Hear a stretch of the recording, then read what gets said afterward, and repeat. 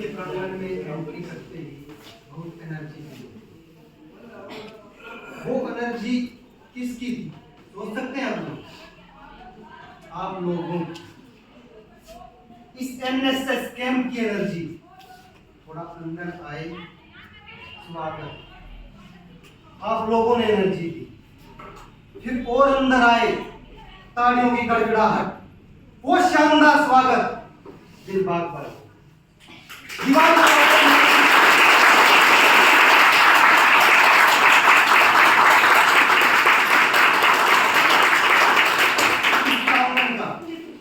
इन बच्चों का। जब भी कोई देश की बात आती है, भारत की बात आती है, मेरे तिरंगे की बात आती है, स्वामी विवेकानंद की बात आती है, एनएसएस कैंप की बात आती है, तो मेरा दिल अंदर से झंझकार जाता है, आवाज आती है।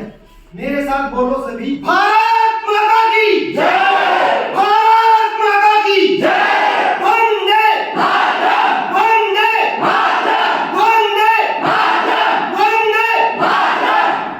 जब एनएसएस कैंप में हम आए और भारत माता का गान ना हो, वंदे मातरम ना हो, ऐसी सुपर क्वालिटी हमारे बीच बैठी हो, देश का भविष्य यहाँ बैठा हो, तो जोश तो बनता है या नहीं? Yes or no? Yes! Yes or no? Yes!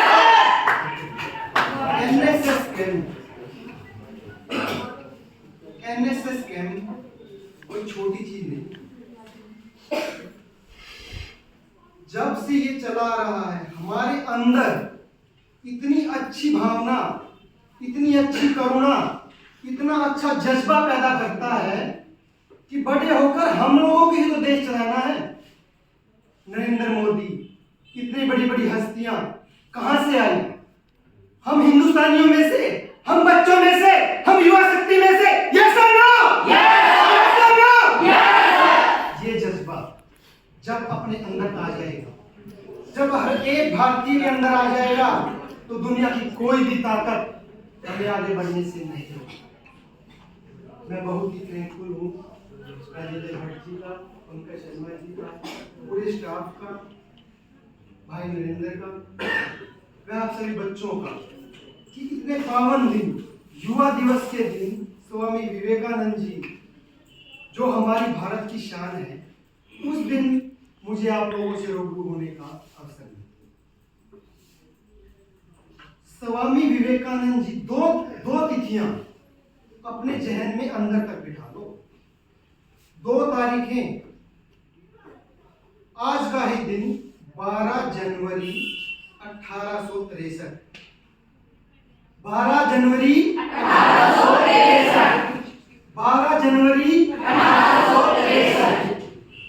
इस दिन स्वामी विवेकानंद जी, नरेंद्र नाथ दत्त, हमारा सौभाग्य है आज आपके एनएसएस के कैंप में हमें 2 नरेंद्र से रूबरू होने का मौका मिल रहा है। एक हमारे मुख्य अतिथि महोदय नरेंद्र रंगा जी, और दूसरे हम सभी की दिलों के धड़कन, एक सच्चे भारतीय, एक सच्चे साधु, एक सच्चे स्वामी नरेंद्र नाथ का।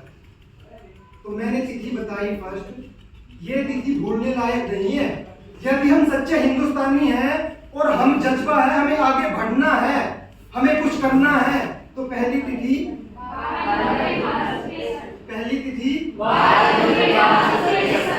एक महान विभूति ने हमारे हिंदुस्तान में जन्म। दूसरी तारीख, कौन सी तारीख महत्वपूर्ण है बता सकते हो बच्चों आप?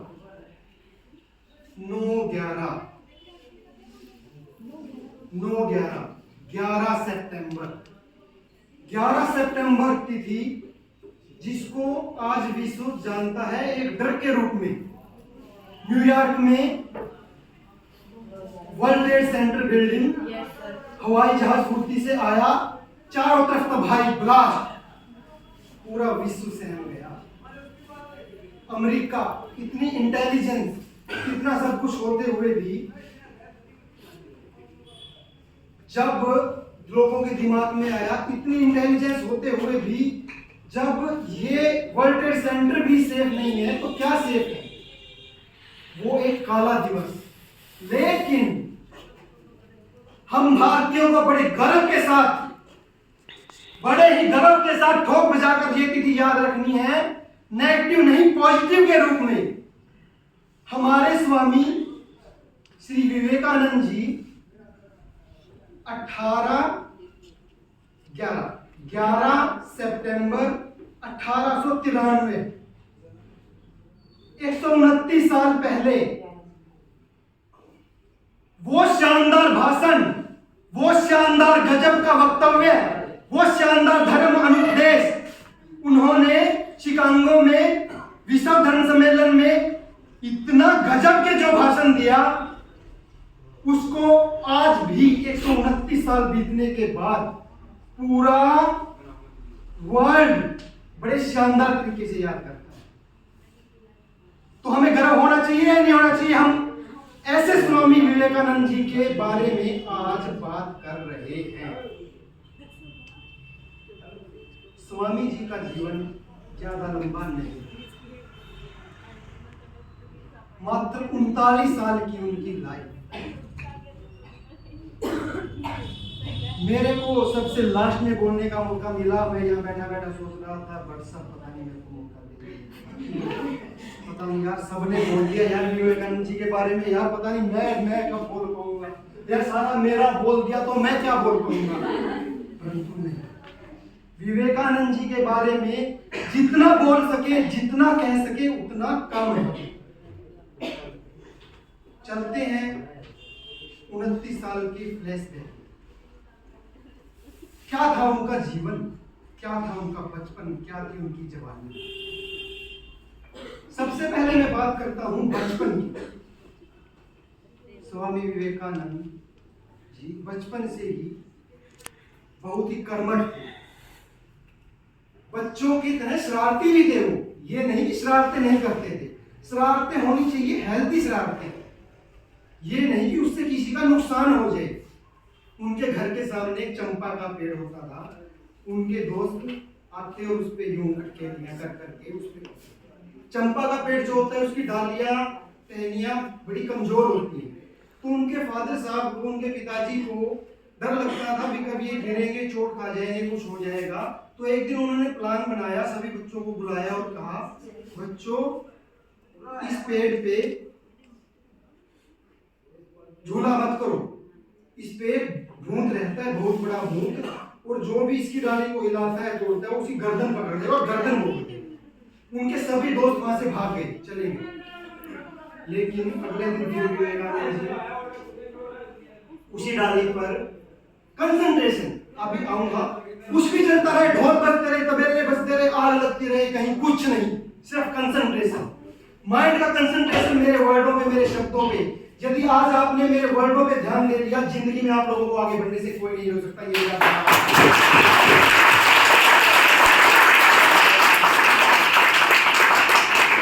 स्वामी विवेकानंद जी अगले दिन फिर गाड़ी पर झूलते रहे। सारे दोस्त आए, बोले मेरे का क्या, स्वामी जी का क्या हुआ? बोले कल अंकल ने बताया नहीं था कि यहाँ पर बहुत बड़े बड़े भूत रहते हैं। बोले यार वो तो पापा ऐसे ही कह रहे थे, ये अगर भूत होता तो हम इतने महीनों से इस पे खेलते, कभी गर्दन पकड़ी क्या? मतलब उस उम्र में उनकी सोच, उनका जज्बा, उनका चिंतन क्या रहा होगा, हम सब सोच सकते। थोड़ा और आगे चलते हैं उनकी लाइफ की हिस्ट्री। रामकिशन परमहंस सर ने भी बताया, उनके गुरु के प्रति तुरंत समर्पित बचपन का एक किस्सा। स्वामी जी उनका परीक्षा लेना चाहते थे, सभी बच्चों को उन्होंने कहा कि बच्चों जाओ और अपने घर से एक एक मुट्ठी चावल लेके आना, चावल चुरा के लेके आना, लेकिन ये ध्यान रहे चावल तभी चुरा के लाना जब तुम्हें कोई देख न रहा। सभी बच्चे गए, अगला दिन क्लास में आए, सभी ने अपने अपने चावल निकाल दिए, लेकिन स्वामी विवेकानंद जी खाली हाथ। तो परमहंस जी ने पूछा, क्या बात नरेंद्र, तुम चावल नहीं लेके? बोले गुरुजी कैसे लाता, आपकी बात तो मैं मना कर नहीं सकता। बोले मैंने ही तो कहा था चावल क्यों नहीं लाए? उन्होंने गुरुजी आपने साथ में ये कहा था कि आपको कोई देखना नहीं चाहिए, लेकिन फिर मैंने चिंतन किया कि भगवान तो ऊपर बैठा सबको देखता है, वो तो हर एक प्राणी को हरदम देखता है। तो मुझे ऐसा कोई पल ही नहीं मिला 24 घंटों में कि मुझे कोई ना देख रहा हो, इसलिए मुझे खाली हाथ आना। तो क्या सोच रही हो, क्या धार्मिक भावना रही हो? जो बंदा सच्चे जज्बे से आगे बढ़ता है, कर्मठ होता है, धर्म के प्रति लीन होता है, तरक्कियां उसे ऑटोमेटिक। थोड़ा और आगे चलते हैं उनकी लाइफ में। जब वो बहुत छोटे थे उसी समय उनके फादर एक्सपायर हो गए, पिताजी की मृत्यु हो गई। तो घर में खाने पीने के लिए भी ज्यादा कुछ नहीं होता था। 3-3 4-4 दिन एक टाइम की रोटी भी उन्हें नहीं मिलती थी। तो जब उनकी माता जी खाना बना के रखती थी तो आधे टाइम तो वो कहते नहीं माता जी आज मेरे को नहीं खाना, आज तो मैं एक भोग में गया था, वहां पर पेट भर के खूब मजेदार खाना खाया, जबकि वो भूखे होते। उस छोटी सी उम्र में उस बच्चे का, उन विवेकानंद जी का क्या जज्बा रहा होगा, सोच सकते हैं आप? खुद भूखा रहना एक छोटे से बच्चे को, इतनी सोच कि अपनी माँ खाना खा ले, मेरे और अगर भाई बहन है वो खाना खा ले। तो ऐसी शख्सियत के बारे में हम आज बोल रहे हैं। थोड़ा और आगे चलते हैं। एक और उनके बारे में बड़ा प्यारा किस्सा आता है कि एक बार उनकी माता जी ने उनसे चाकू मंगवाया। जब वो चाकू उन्हें दे रहे थे तो उन्होंने धारी वाला सिरा आगे से पकड़ा और हैंडल वाला सिरा अपनी मां को। तब उनकी माता जी ने सभी बच्चों को बुलाया और कहा कि ये जो लड़का है बड़ा होकर बहुत ही करुणामय और दयालु बने। मजा आ रहा है मेरी बातों में? बोर तो नहीं हो रहे ना? बता देना, यहाँ बैठ जाऊंगा। तो इतने करुणावान, इतने दयावान अपने स्वामी।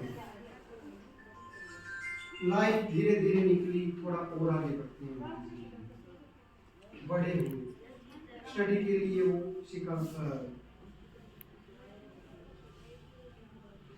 अमेरिका के शहर शिकागो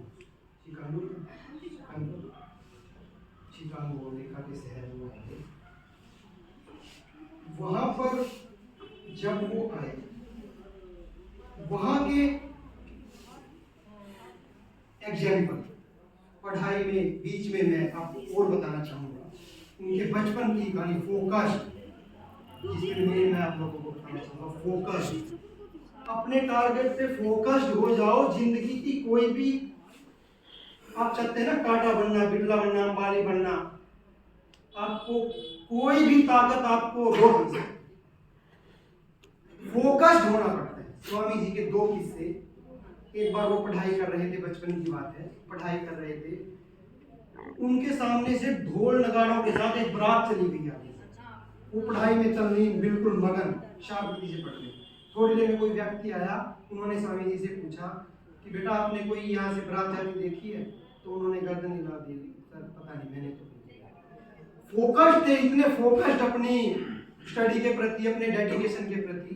सर ने भी बताया गोल अचीवमेंट, उनके ये रूल है कि अपने गोल के प्रति लगे रहो, जब तक लगे रहो जब तक उसे प्राप्त ना कर लो। ऐसी शख्सियत के बारे में बातें कर रहे हैं। दूसरा एग्जाम्पल उनके बचपन का ही, फोकस्ड होंगे।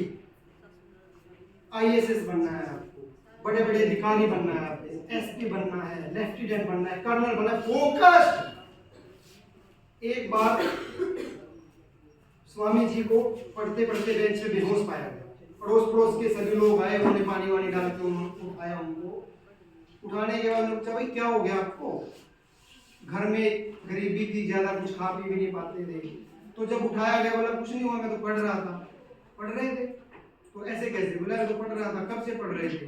उनको डेट बताई। तो वो लगातार 3 दिन से रात दिन बिना जागे,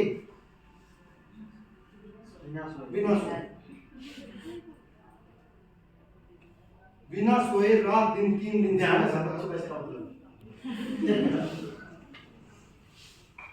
पढ़ते रहे। पढ़ते पढ़ते बेहोश हो गए। उनकी कंसंट्रेशन क्या रही होगी? 2 एग्जाम्पल उनके जिंदगी के। जब वो बड़े हुए, शिकागो गए और वहां पर उन्होंने एक लाइब्रेरी में, हर रोज लाइब्रेरी में जाते थे वो। सुबह एक बुक लेते, शाम को रिटर्न करते, सुबह एक बुक लेते, शाम को रिटर्न करते थे, सुबह एक बुक लेते। लगातार 30 दिन हो गए, वहां की जो लाइब्रेरियन थी वो पागल चिल्लाने लगी। बोले यू आर इंडियन, क्या करते हैं आप लोग, जब लेनी पढ़नी नहीं होती तो लेते क्यों? उन्होंने बड़े शालीन तरीके से बोला, मैम जो भी मैं लेके जाता हूँ उनको पढ़ता हूँ। और बोले इतनी मोटी बुक्स, मजाक कर रहे हैं आप?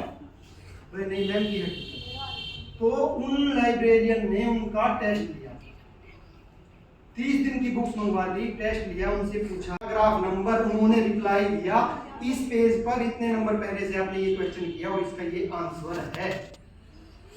किसका परिणाम था? फोकस, डिस्ट्रैक्ट नहीं करना, मैं ये कर लूं, मैं वो कर लूं, मैं वो कर लूं, डिस्ट्रैक्ट नहीं करना, फोकस। स्वामी जी ने जो सिद्धांत पैदा किए उनको जीवन में खुद किया, फिर जाके वो समुद्री यात्रा से, समुद्री जहाज से जा रहे थे तो कैप्टन का न्यूज़पेपर उन्होंने मांगा। उन्होंने कहा, कैप्टन साहब ने कहा भाई मैंने अभी ये न्यूज़पेपर पढ़ा नहीं, आप बाद में इसको ले लेना। उन्होंने कहा नहीं सर आप इतने बिजी हैं तो हम पढ़ के दे देंगे। उन्होंने कहा कोई नहीं, मतलब लेकिन मैंने पढ़ा नहीं है इसको, तो आप लोग ले जाओ और पढ़ के वापस ले जाओ। स्वामी जी ने वो आधे घंटे में, वो 15 मिनट में पूरा न्यूज़पेपर पढ़ दिया और उसके बाद अपने दोस्त को दे दिया। उस दोस्त से पढ़ते पढ़ते हवाएं तेज चल रही थी, वो न्यूज़पेपर चला गया, उड़ गया। तो आया कैप्टन चिल्लाने लगा, क्या किया आपको, बिल्कुल भी ये नहीं है वो नहीं है, एग्जाम नहीं है, मुझे पढ़ना था। स्वामी जी ने कैसे मतलब कि लाइव फोटो चाहिए, खींच के भेजनी है क्या? मतलब कि फ़ोन से खींच के भेजनी है ना? लिखते रहे। उसके बाद कैप्टन साहब को कहा लो सर ये आपका न्यूज़। हाँ मीटिंग में मुझे देखा। आप सोच सकते हो क्या था? हाँ सोच सकते हो बच्चों क्या? नहीं न्यूज़पेपर आधे घंटे में छाप दिया। नहीं है। उसके बाद हाँ, कैप्टन ने जब नीचे उनकी रुकी, वो वहां पर मैच किया, हूबहू एक एक शब्द कॉपी दे कॉपी, माइंड को स्कैन कर लिया, स्कैन, फोकस इतने। तब उस कैप्टन ने स्वामी जी का पूरा वो किया और उसके बाद से उनका नाम का ही प्रचार। इसी तरह से वो इंडिया के प्रति, अपने भारत के प्रति काफी जागरूक थे। उनको इंडिया से कोई विरोधाभास होता है, इंडिया के बारे में कुछ कह देते तो वो सुन नहीं पाते। जब वो यूनिवर्सिटी में पढ़ते थे, प्रोफेसर कैबिन में ना एक और किस्सा उनका आता है, वो बैठे थे और बाई चांस उनके सामने बैठा हो गया, वो प्रोफेसर इंडियन से उनसे पूछते, तो उन्होंने कह दिया swan and pig are not sitting together. उनको बड़ा फील हुआ, तो कहा अच्छा सर ऐसा है, तो चलिए फिर मैं उठ के कहीं और बैठ जाता। सारा जितना भी माहौल था सारा था लाफिंग। उन्होंने कह दिया कि आप सुअर हैं, मैं तो हंस हूं, मैं जाके और कहीं बैठ जाऊँ। यूं नहीं कि वो रिस्पेक्ट नहीं करते थे अपने गुरु को, लेकिन उनको दिखाना था कि हम इंडिया वाले हैं, जितनी रिस्पेक्ट कर सकते हैं लेकिन इज्जत से हम बात भी रख सकते हैं। उन्हीं प्रोफेसर साहब ने फिर उनसे बदला लेना चाहा, क्लासरूम में इकट्ठा किया, बुला लिया उनको, तो उनसे क्वेश्चन पूछा, भाई स्वामी जी एक बात बताओ, भाई यदि 2 थैलियां हो बाजार में पड़ी हो, एक में बुद्धि हो और एक में धन हो, तो आप कौन सा लो? उन्होंने कह दिया, बोला धन लूंगा। वो हंसने लगे, बोले हाँ मेरे को पता था धन लेगा। बोले सर चलिए प्लीज मैंने धन ले लिया, आपके पास ये ऑप्शन, तो आप क्या लेंगे? प्रोफेसर साहब ने फटाफट कहा मैं तो बुद्धि लूंगा। तो स्वामी जी का क्या जवाब था? सर जिसके पास जो चीज नहीं होगी वो वही तो लेगा। तालियां बनती है नहीं?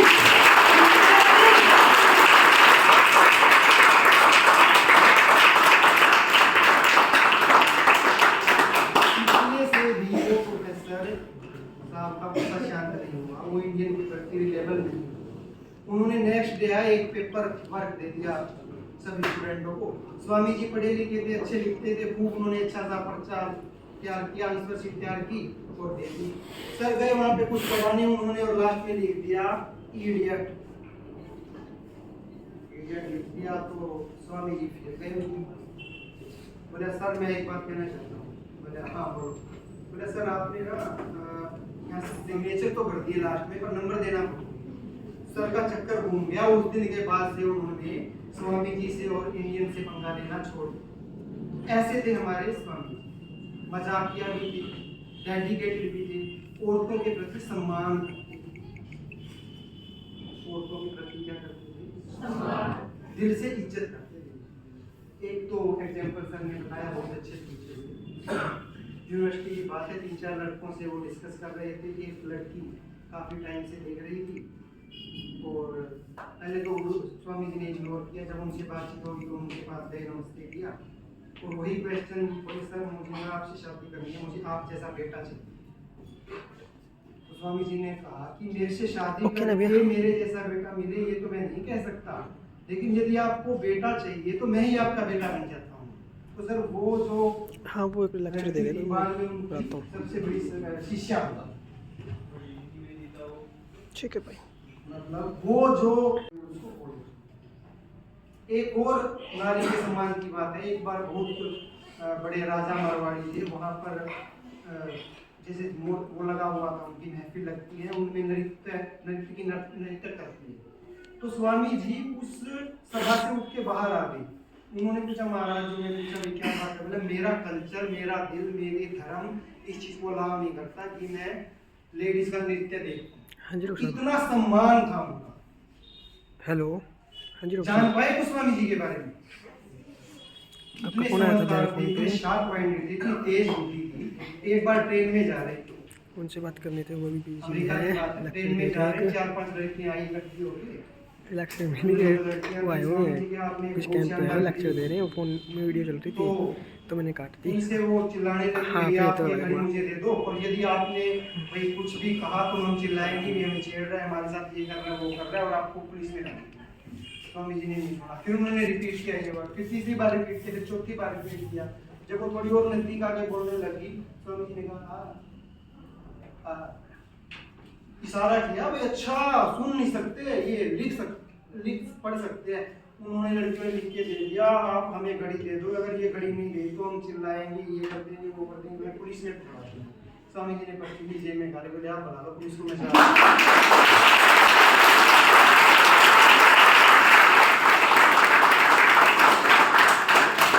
शार्प माइंडेड, ईमानदार, गुरु के प्रति समर्पित।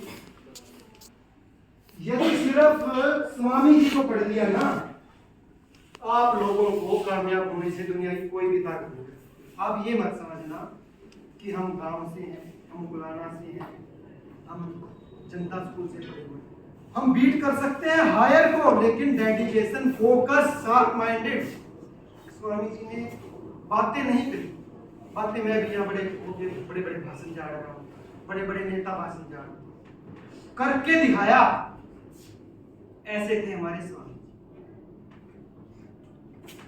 अब बात कर लेते हैं दूसरी डेट्स की। कौन सी थी दूसरी डेट्स?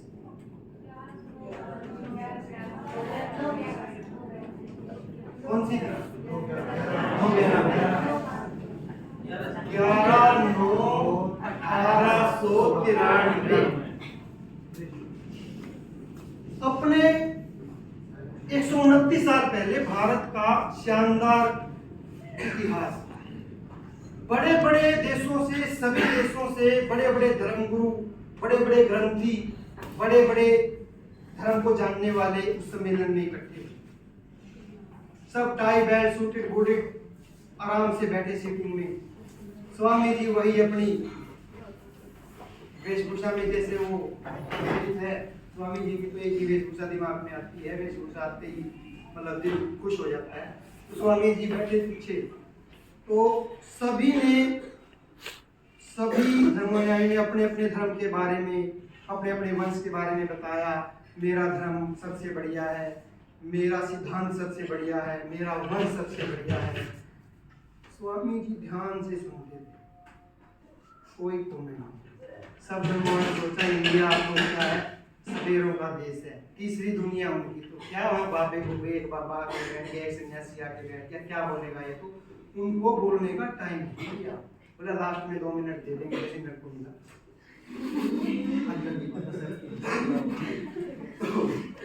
बोले लास्ट में दे देगा, कोई दिक्कत नहीं है, इंडिया तो वैसे ही उन्होंने तो हथियार डाल दिए, एक लकड़ी सा सिंगल सा बंदा भेज दिया, क्या बोलेंगे? स्वामी जी शांत स्वभाव से सबने बोला अपने धर्म के बारे में। फिर जब जाके स्वामी जी का नाम अनाउंस हुआ, धीरे धीरे वो माइक के पास आए। माइक के पास आके कुछ नहीं, सारी सभा में चल पीछे से जो टाई वाले हैं, ये क्या बोले बोलती बंद हो गई। 88 लगाने वाले लगाते रहते हैं, किसी के बारे में कुछ भी कहते हैं। फोकस्ड, मेरे वर्ड में हो सकता है कुछ ऐसी लैंग्वेज हो, छोड़ दो, पकड़ो चीजों को, फोकस्ड रहो। 10 चीजें मिलेगी, नेगेटिविटी भी आएगी, हर एक में आती है, मेरे अंदर भी आती है, स्वामी जी के अंदर भी आएगी। उन्हीं की सक्सेस मिलती है। एक सक्सेस के पीछे यदि आप एवरेज लगाओगे 99 अनसक्सेस छिपी, वो किसी को दिखाई नहीं। बुक्स पढ़िए, बुक्स को इस नजरिए से पढ़िए कि मेरे को बनना है, पॉजिटिव चीजें लीजिए। तो माइक के पास आए, माइक के पास आते ही वही 5 golden word, my loving brother and sister of America. 2.5 minute तक लगातार तालियां।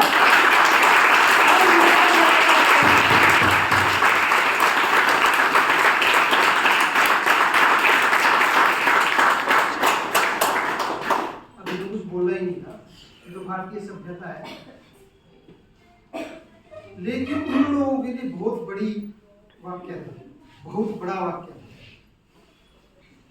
जो ऑर्गेनाइजर बैठे थे उन्होंने कहा थोड़ा रिपब्लिक माहौल में थोड़ा स्वागत। उन्होंने कहा सबसे पहले तो मैं आप लोगों का दिल की गहराइयों से धन्यवाद करता हूँ, जो आपने हम भारतीयों का, हमारी भारतीय सभ्यता का इतनी जोरदार तालियों के साथ स्वागत। ये पेशेंस क्या था। 1.5 महीने पहले वो शिकागो में आ गए थे। 1.5 महीने से जहां भी जाते, get out black Indian, get out black Indian, get out black Indian, get out black Indian. पक जाता है बंदा, आज ही करता हूँ, आग लगा दूं, इसको तो गोली चला दूं, करता है नहीं करता, करता है ना। लेकिन पेशेंस,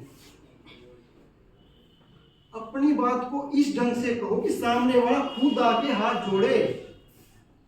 स्वामी जी अपनी तो परंपरा है भाई, शिव भगवान विष पी गए और सबको अमृत मिला।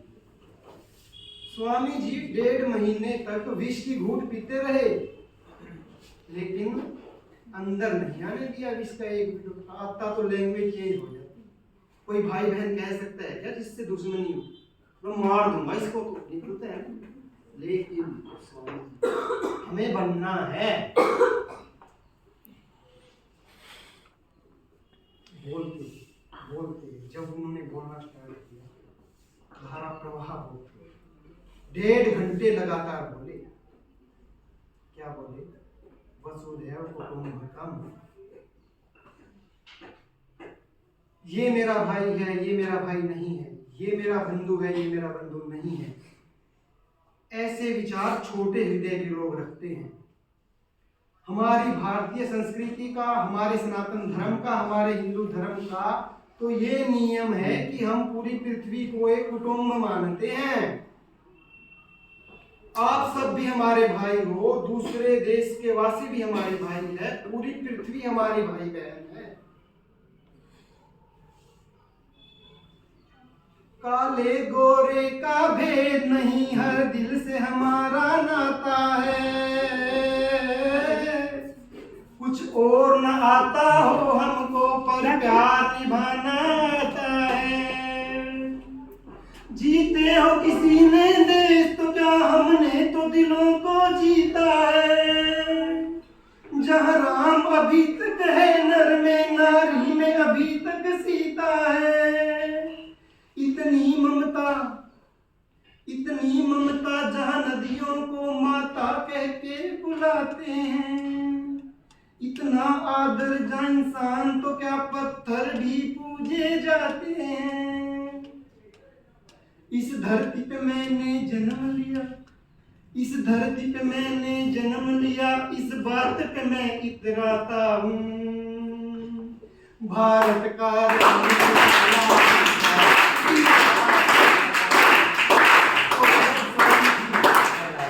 जब स्वामी जी के शब्दों से, मुख से जब भारतीय संस्कृति का गुणगान होता गया, जब उनके हमारी जो संस्कृति लोगों के समझ में आई, नेक्स्ट लाइन उन्होंने क्या कही कि हमारे जो ऋषि मुनि हैं, जो हमारे धर्म हैं, उन्होंने तो सदियों पहले बता दिया था, सत्य एक है, सत्य एक है।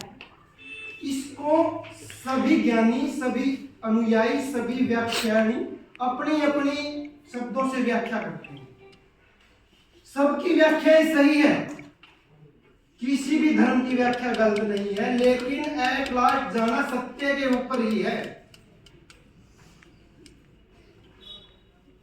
मार्ग तेरा भी सही, मार्ग मेरा भी सही, मार्ग उसका भी सही, सर्व धर्म कुटुंब। मेरा धर्म सही है ये बताने के लिए मेरे को ये जरूरी नहीं है कि आपका धर्म गलत है, आपका धर्म गलत है। सब धर्म अच्छे हैं, सब धर्म सत्य की तरफ लेकर जाएंगे। उनकी इन एक लाइन ने 4000 धर्मों को एक लाइन में खड़ा किया। यस और नो? यस और नो? तो इतना अंदर से जज्बा भारत के बारे में, संस्कृति के बारे में उन्होंने समझाया। जिस तरह से मधुशाला में, मधुशाला बोलते हैं शराब के खिलाफ, जिस तरह से एक बंदा फोकस होता है और उसको यूं दिखता है कि मेरे को वहां से शराब की बोतल लेनी है, तो वो कोई भी रास्ते से चला जाए, उसको अपने आप रास्ता मिल ही जाता है, उसको अपने आप वो ठेका मिल ही जाता है, उसको अपने आप ही वो शराब की बोतल मिल सकती है। वो तो एक नशेड़ी है, शराबी है, दारू पीता है। हम फोकस्ड है, इंडियन है, धर्म के प्रति लगन है, हम एनएसएस के स्टूडेंट हैं, हम जनता स्कूल में, सीनियर सेकेंडरी स्कूल में हम पढ़ते हैं, तो हम अच्छी चीज क्यों नहीं प्राप्त कर सकते? यस और नो? यस और नो? कर सकते हैं या नहीं? उनका जज्बा, उनकी क्लियर नहीं। जब नेक्स्ट डे हुआ, अगले दिन, तो अमेरिकन अखबार थे, उनके अखबार की सुर्खियां सभी धर्म के पहले अखबार, जो सबसे बड़ा अखबार था, उसने लिखा कि जब इंडिया में इतने बुद्धिमान लोग रहते हैं तो वहां मिशनरीज को भेजने का कोई फायदा नहीं। एक और बहुत ही शानदार टोपेस्ट अखबार ने लिखा कि जब इतने लोग वहां पर है, इतना सब कुछ होते हुए भी बौद्ध के धर्म के अनुयायियों ने बहुत अच्छा बोला, लेकिन भारत का एक साधु, भारत का एक स्वामी, उसने इतना अच्छा बोला, इतना अच्छा बोला कि उसका कोई मुकाबला नहीं कर पाया। 129 साल हो गए इस भाषण को, पूरे वर्ल्ड में आज भी इस भाषण को याद किया गया। ऐसे ये स्वामी जी की आयु 30। भारत का सौभाग्य कम रहा इस मामले में। यदि वो और लंबे जीते तो भारत आज कहीं का नहीं। 29 साल की एज में 31 बीमारियां उनको लगी, बड़ी बड़ी बीमारियां, कैंसर से। लास्ट में भी, अंत समय में भी अपने नियम के, अपने रूल के इतने फोकस थे, इतने अड़िग थे कि उससे वो डिस्ट्रैक्ट नहीं होते थे। उनके आश्रम का नियम था कि कोई भी महिला उनके आश्रम में नहीं जा सकती। जब उनका अंतिम समय चल रहा था, बहुत बीमार था, उनकी माता जी उनके शिष्यों के साथ उनके आश्रम में आ गई, लेकिन उन्होंने सभी शिष्यों को कहा कि माता जी को अभी बाहर लेके जाइए, मेरी माता जी हैं, लेकिन फिर भी आश्रम के नियम हैं। उस घटना के लगभग 1-1.5 महीने के बाद स्वामी जी का ऐसी शख्सियत, हेलो, जिन्होंने अपनी, हाँ जी भैया, अपने शब्दों को बोला नहीं, तो हमें वही स्वामी विवेकानंद बनना है। क्या बता दूंगा भैया, तो ऑफिस में होनी, वही स्वामी विवेकानंद। ठीक है। अब मेरा यहाँ बोलना, आपका यहाँ सुनना, इस एनएसएस कैंप में आना सफल हो जाए। मैं तो चाहता हूँ कि 100 के 100% बच्चे अपने टारगेट को हासिल कर ले, कोई छोड़ ना पाए। पर मेरे इस वक्तव्य से एक भी बच्चे के समझ में आ गई तो मैं आज मेरा बोलना यहाँ पर सफल। जो स्वामी विवेकानंद जी हैं ना, जो हमारे आदर्श है, उनके आदर्शों के भी आदर्श है। सुभाष चंद्र बोस नाम सुने, क्रांतिकारी, आज तक उनकी बॉडी का नहीं पता चला, देश के लिए समर्पित। उनके ये वाक्य है कि यदि स्वामी जी होते तो मैं उनको उनके चरणों में रहता, मेरे को कुछ करने की जरूरत नहीं होती, मैं उनका दास बनकर रहता। गुरुदेव रविंद्रनाथ टैगोर सुना, उन्होंने कहा कि यदि आपको भारत को जानना है तो आप स्वामी विवेकानंद को पढ़ लो, भारत को जानने की जरूरत नहीं। महात्मा गांधी, राष्ट्रपिता महात्मा गांधी, उन्होंने कहा कि विवेकानंद को पढ़ने के बाद मेरी इंडिया के प्रति 1000 गुना श्रद्धा बढ़ गई। जब इतने महान लोग जिक्र करते हैं तो पर बच्चा सुनना नहीं, फॉलो उनके इसको फॉलो करना, फोकस्ड, आपको डिस्ट्रैक्ट करेगी दुनिया की बातों में आना नहीं, छोटी छोटी गलतियां निकालना। जब आप प्रगति करने लगोगे, हम ये लोग पागल है, जब दुनिया चिल्लाने लगे ना तो समझ लो आप सही राह पे। जब दुनिया